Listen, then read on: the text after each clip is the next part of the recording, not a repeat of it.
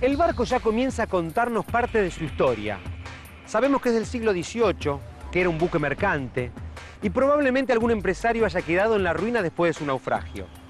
También sabemos que hacerse a la mar era mucho más que una aventura. Los piratas acechaban, y el Río de la Plata siempre presentó dificultades para su navegación. Y después de este viaje lleno de peligros, los marinos llegaban a Buenos Aires. ¿Y qué se encontraban?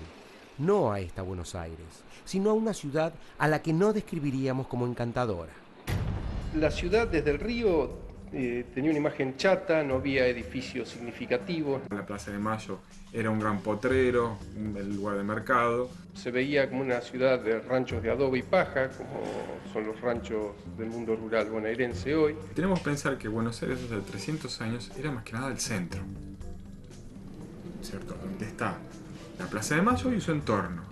Ya cuando uno se iba 10 cuadras hacia el sur, ya era todo un viaje.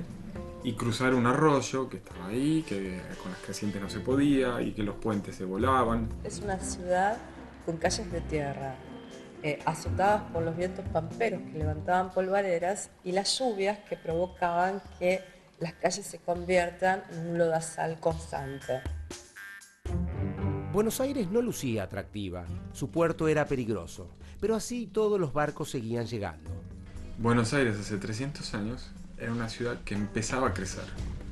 De a poquito iba dejando esas reminiscencias de una aldea pequeña y empezaba a ser una ciudad con un movimiento mercantil, es decir, con un mercado importante que empezaba a generar riquezas. El comercio de Buenos Aires atraía a muchas comerciantes y navegantes de todo el mundo, porque el comercio por Buenos Aires es mucho más favorable para los que traen mercancías y para los que se llevan plata, oro, etc.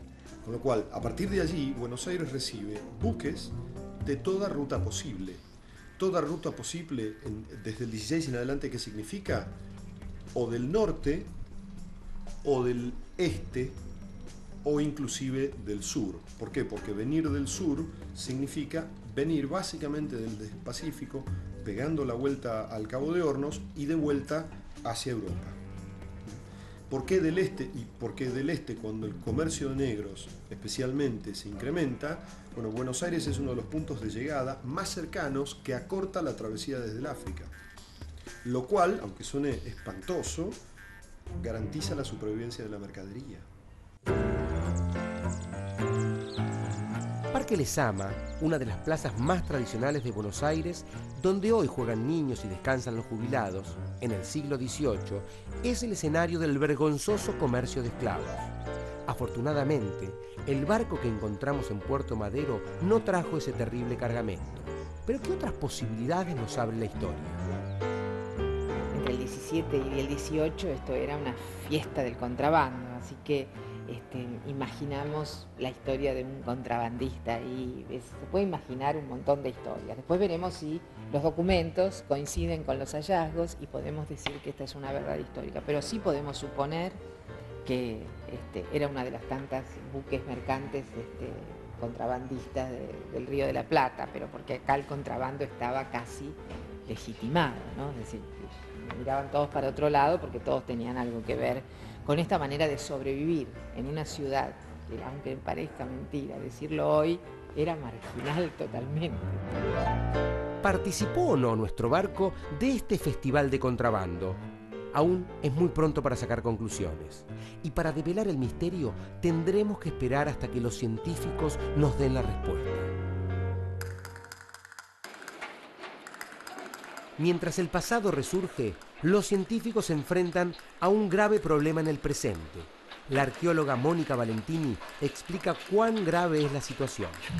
La madera, como ya lleva bastante tiempo expuesta al aire, está comenzando a presentar serios problemas de deterioro normales al estar frente al oxígeno, al medio ambiente. El haberla destapado y el mantenerla ahora destapada produce que la madera comience a generar como una especie de expansión de su propia materia, por lo cual comienza a quebrarse lentamente, pero sin pausa, como dicen. Por eso es urgente que terminemos con la excavación completa y comencemos a pensar de qué manera preservarlo para que no continúe el deterioro. Todavía queda mucho trabajo por delante. En el sitio se excava para relevar toda la información posible, pero el barco no puede quedar donde está. A los científicos les está llevando meses, lo que en otras condiciones les podría llevar años.